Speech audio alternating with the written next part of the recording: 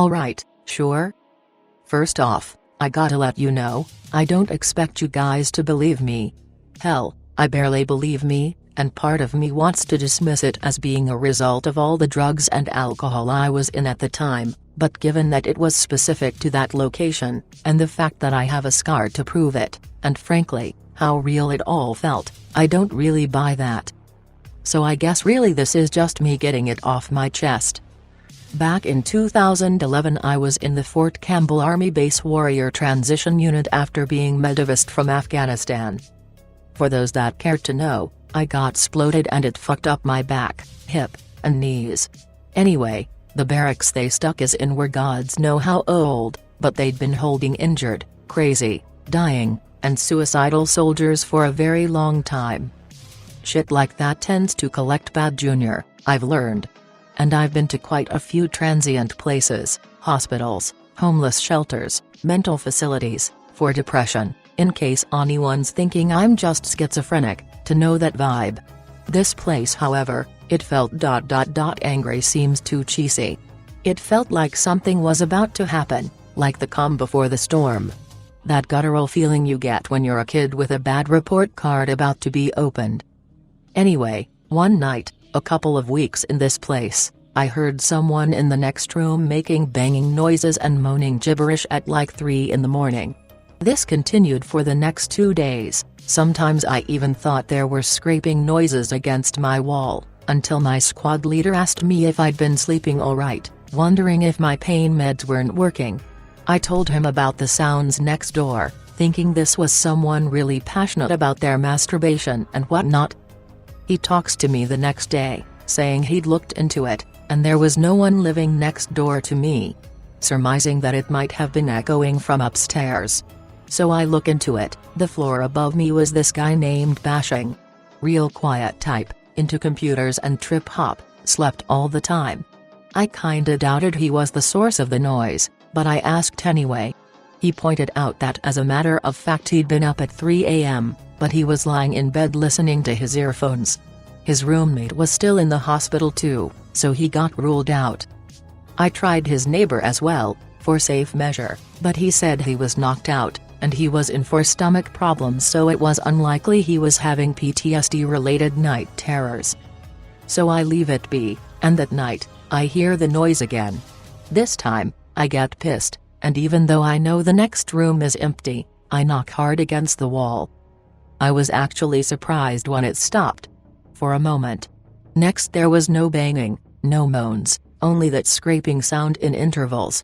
I told myself it could be rats in the walls or some shit, but that wouldn't account for the banging and moaning. I almost laughed. I was freaked out, yeah, but I thought spooky moaning sounds had to be the most cliché style of haunting there had to be. The next day, I had staff duty, which meant I was working the front desk all day, but also meant I had access to all the room keys. So I waited for some dumbass to lock themselves out of their rooms, then taking advantage and sneaking a peek at the room next door. Only it turns out that it didn't lock at all. The inside of the room was clean, empty, no scratch marks on the wall, nothing suspicious at all except the feeling of being watched, which I figured was just related to last night's incident. So I went for a smoke to calm my nerves, and ask what it meant that a door didn't lock. The guy on staff duty told me it was a room they used for people on suicide watch. Well shit, I thought, so this was phone. Of course, this was just the start. Later on that day, I rationalized it was probably someone who knew the room was open and was sneaking in to bang his girlfriend or some shit.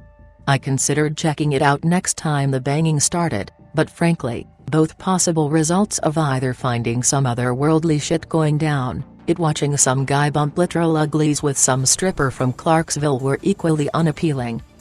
There was no need, however, there were no loud sounds coming from the other room for about a week. Then I spent all day drinking water for a urine test, and spent the rest of my evening pissing clear liquid. I thought I was done, until I woke up at like 3 a.m. needing to piss real bad. That's when I heard it. The banging and the moans had stopped, but that scraping noise was sounding closer. And this could have been my imagination, but I could swear I could see fingers prodding out of my wall for an instant.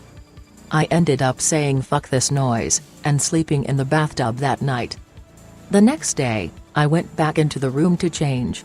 Everything looked the same except dimmer, somehow.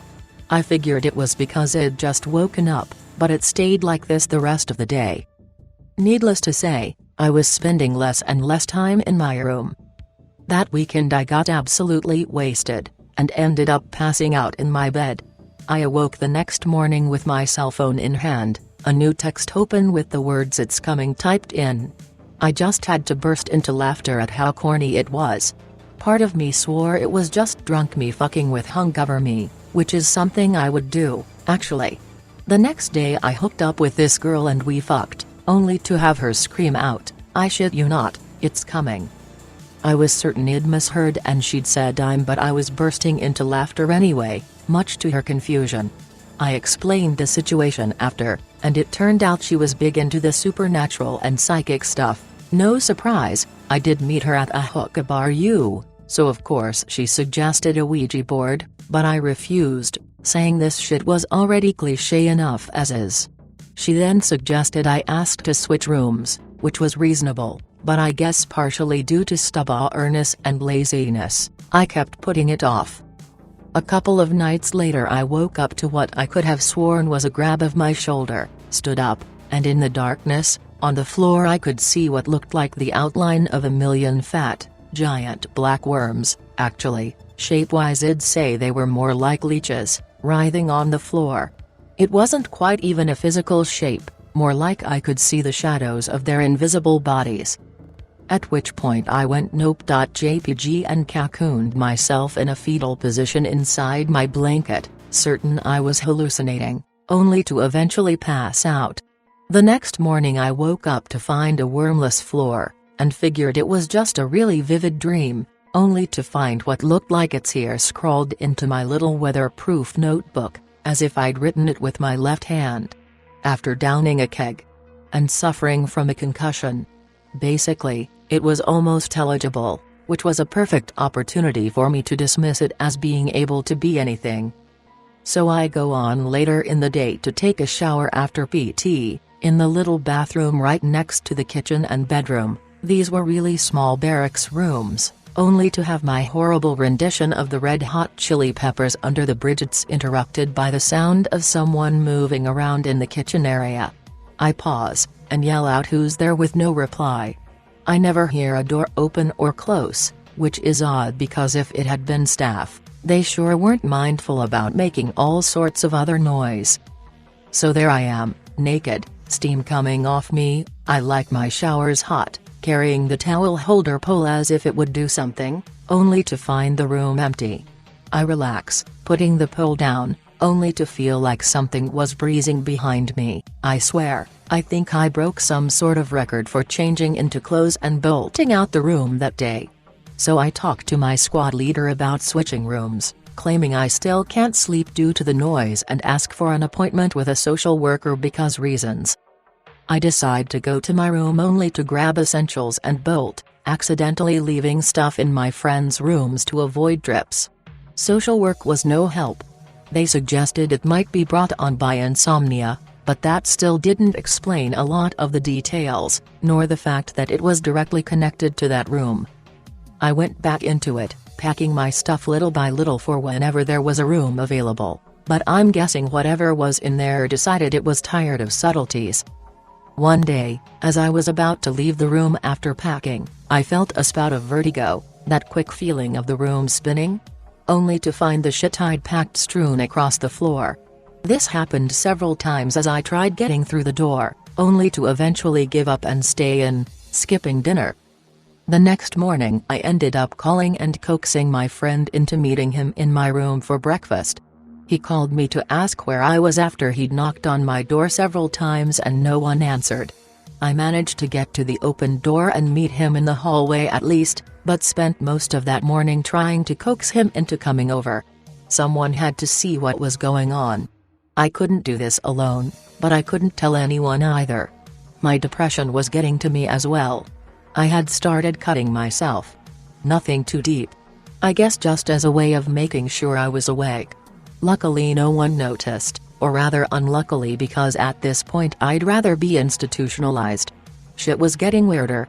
I leaned against the wall at one point, only to feel it wriggling underneath me. I'd talk to myself, simple stuff like, did I leave this in my pocket, and hear a reply in my head that wasn't my own. Things would randomly be out of place, then yellow slime trails would appear to be sweating out of random spots on the wall. I'd occasionally feel random touches with nobody there, and, weirdest of all, I think, random little dried up frog corpses would appear seemingly out of nowhere. Finally, my squad leader came through, almost a month later, saying I had 2 days to move to the next room and clean this one up. So after leaving the place spotless and frog corpse free, it was my last night in that room. Everything was packed and ready to go, and I was absolutely exhausted. I decided to lay down in full uniform because fuck it, and dozed off. Without fail, 3 a.m., I had to take a piss.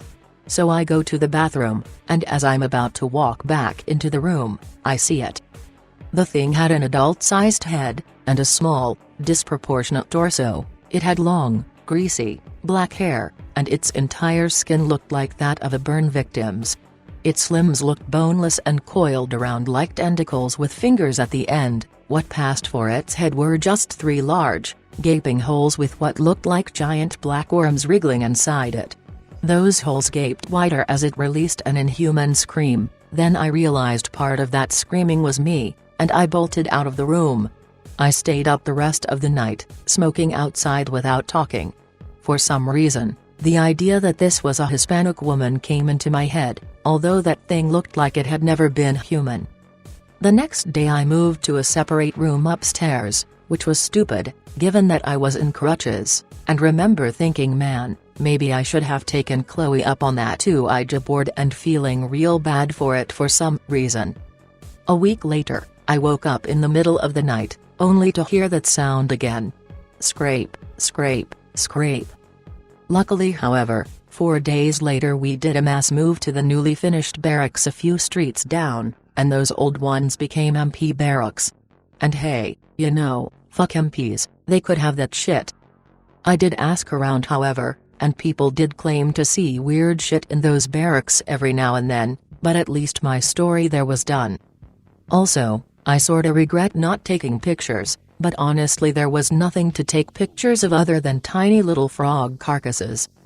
And that's just weird, yo. Also, when you're that fucking terrified, surprisingly your mind doesn't usually think, gee, this sure would make for a great Kodak moment.